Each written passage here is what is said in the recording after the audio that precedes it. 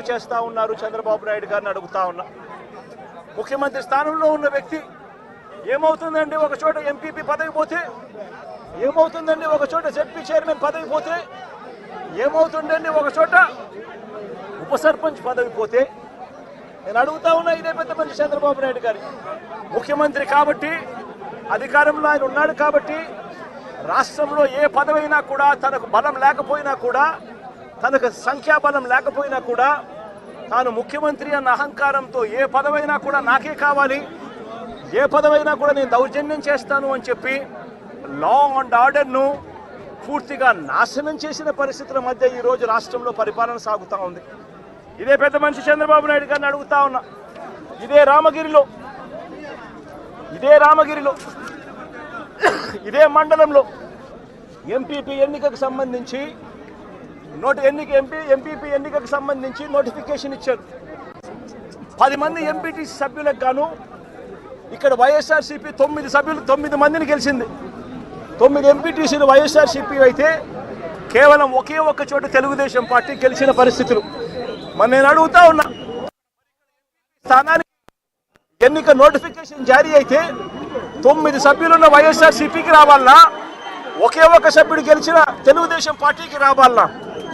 మరి ఎందుకు చంద్రబాబు నాయుడు గారు ఈ మాదిరిగా ప్రతి చోట కూడా వాళ్ళ ఎమ్మెల్యేలను రెచ్చగొడతా ఉన్నారు, ప్రతి చోట కూడా అప్పుడు స్థానిక ప్రజాప్రతినిధులను రెచ్చగొడతా ఉన్నాడు, పోలీసులను దుర్వినియోగం చేస్తూ ఉన్నారు.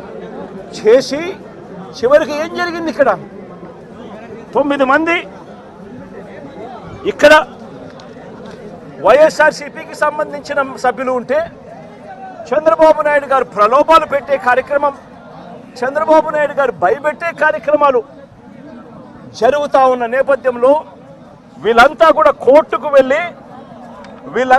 కోర్టుకు వెళ్ళి కోర్టుల నుంచి వీళ్ళంతా కూడా మాకు ప్రాణహాని ఉంది, ఎంపీపీ ఎలక్షన్లలో మేము పార్టిసిపేట్ చేయాలి అని అంటే మాకు ఇబ్బందికర పరిస్థితులు ఉన్నాయి అని చెప్తే కోర్టు అక్షంతలు వేసి పోలీస్ ప్రొటెక్షన్తో ఈ ఎన్నిక జరిపించండి అని చెప్పి కోర్టు ఆదేశాలు ఇస్తే, కోర్టు ఆదేశాలతో 8 మంది కోర్టు ఆదేశాలతో ఎంపీటీసీలను తీసుకొని వస్తూ ఉంటే మధ్యలో పోలీసులు ప్రొటెక్షన్ తీసుకొని పోలీస్ ప్రొటెక్షన్తో వీళ్ళంతా కూడా ఇక్కడికి వచ్చి ఓటు వేయాల్సిన పరిస్థితుల్లో పోలీసులు ఏం చేశారు? తీసుకొని వచ్చి వీళ్ళందరినీ కూడా మధ్యలో రామగిరి ఎస్ఐ సుధాకర్, ఈ రామగిరి ఎస్ఐ మధ్యలో ఈ సుధాకర్ అనేవాడు వీళ్ళ కాన్వాయ్లోకి ఎక్కి ఈ ప్రయాణం చేస్తూ ఉన్న ఎంపీటీసీ వీళ్ళందరితో కూడా వీడియో కాల్ ఆయన ఫోన్ నుంచి సాక్షాత్తు ఇక్కడ ఎమ్మెల్యే కొడుకు వీళ్ళతో వీడియో కాల్ చేయిస్తాడు, మాట్లాడిస్తాడు. చేసేటప్పుడు భారతమ్మ అని చెప్పి ఒక ఎంపీటీసీ సభ్యురాలు ఉంటే ఆ ఎంపీటీసీ సభ్యురాలకు సంబంధించిన అమ్మా నాన్న వాళ్ళిద్దరిని వాళ్ళ దగ్గర పెట్టుకొని ఆ వీడియో కాల్లో వాళ్ళ అమ్మా నాన్నను కూడా చూపించి, నువ్వు కనుక ఓటు వేయకపోతే మీ అమ్మా నాన్న వాళ్ళు ఇంటికి కూడా రారు అని చెప్పి వీడియో కాల్లో ఏకంగా బెదిరించే కార్యక్రమం జరిగింది. ఆ పాప కన్నీరు మున్నీరు ఏడుస్తూ బాధపడుతూ ప్రకాశం చెప్పిన పరిస్థితులు. ఇలాంటి పరిస్థితిలో ఒక ఎస్ఐగా ఉన్న వ్యక్తి తాను చేసిన పని ఏమిటి? తాను కాన్వాయ్లోకి సెలవు మీద ఉన్నాడట ఎస్ఐ, తాను మామూలుగా పోకూడదట. అలాంటి రామగిరి ఎస్ఐ ఎంటర్ అయ్యి వీడియో కాల్ పెట్టి వీళ్ళందరినీ కూడా భయపడిచ్చి ప్రలోభాలు పెట్టి చేసే కార్యక్రమాలు చేశారు. తీరా చూస్తే ప్రలోభాలకు వీళ్ళు ఎక్కడా కూడా లొంగని పరిస్థితి ఎప్పుడైతే కనిపించిందో అప్పుడు ఇక ఎన్నికకు ఎంపీడీఓ కార్యాలయానికి తీసుకొని పోయి ఎన్నిక జరిగించే కార్యక్రమానికి ఫుల్ స్టాప్ పెట్టించేసి టైం అయిపోయి చేసేట్టుగా చేసి ఎన్నిక లాస్ట్కు కోరం లేదని చెప్పి ఎన్నికను పోస్ట్పోన్ చేసే కార్యక్రమం చేసిన తర్వాత ఇదే ఎస్ఐ వీళ్ళను పెనుగొండకు తీసుకొని పోతాడు. పక్క కాన్స్టిట్యున్సీలో ఉన్న పెనుగొండకు. అక్కడ ఎంఆర్ఓ కార్యాలయంలో తీసుకొని పోయి ఎంపీటీసీను బైండ్ ఓవర్ చేస్తాడు. బైండ్ ఓవర్ చేస్తూ అక్కడ తెలుగుదేశం పార్టీకి సంబంధించిన నాయకులందరినీ కూడా అక్కడికి రమ్మని చెప్పి చెప్తాడు.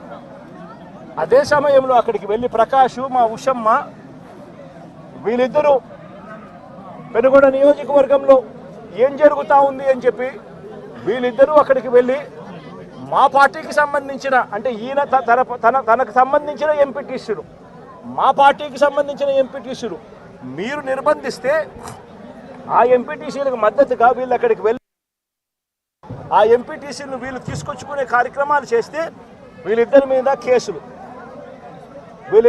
కేసులు. నేను అడుగుతా ఉన్నా, ఏం తప్పు చేసినారని చెప్పి వీళ్ళిద్దరి మీద కేసులు పెడతా ఉన్నారు. వీళ్ళేమైనా తెలుగుదేశం పార్టీకి సంబంధించిన ఎంపీటీసీలను ఏమన్నా తీసుకొస్తే కార్యక్రమానికి చేస్తున్నారా? లేదే మా పార్టీకి సంబంధించిన ఎంపీటీసీలను సాక్షాత్తు పోలీసుల సమక్షంలో పోలీస్ అధికారే తెలుగుదేశం పార్టీ నాయకులతో కలిసి మా పార్టీకి సంబంధించిన ఎంపీటీసీలను కిడ్నాప్ చేసే కార్యక్రమం ఒకవైపున జరుగుతూ ఉంటే అడ్డుకునేందుకు వీళ్ళు అక్కడికి వెళ్ళి ధర్నా చేసి ఎంపీటీసీలను తీసుకొచ్చుకునే కార్యక్రమం వీళ్ళు చేస్తే వీళ్ళ మీద కేసులు పెడతారు.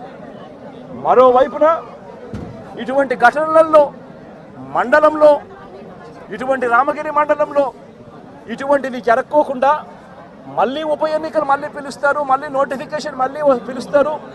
పిలిచినప్పుడు తెలుగుదేశం పార్టీకి మద్దతు లేదు కాబట్టి, వాళ్ళు ఎలాగో గెలవరు కాబట్టి దాన్ని హుందాగా వదిలేయాల్సింది పోయి ఇటువంటి ఘటనలు మళ్ళీ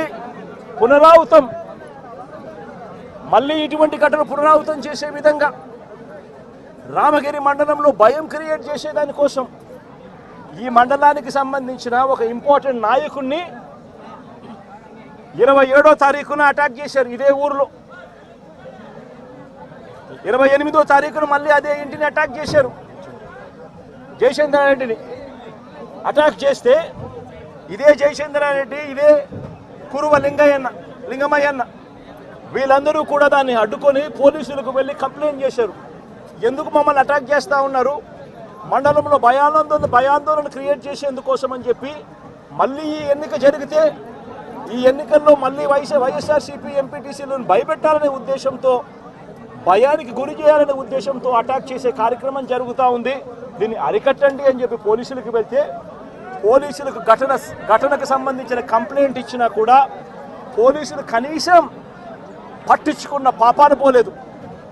28వ తారీఖున మళ్ళీ 28వ తారీఖున మళ్ళీ ఇదే మాదిరిగా జరిగించిన తర్వాత మార్చి 30వ తారీఖున కురుబ లింగమయ్యన్న కొడుకు బైక్లో తాను పోతా ఉంటే, బైక్లో పోయేటప్పుడు వాళ్ళ ఇళ్ళ ద్వారా పోయే కార్యక్రమం జరుగుతూ ఉంటే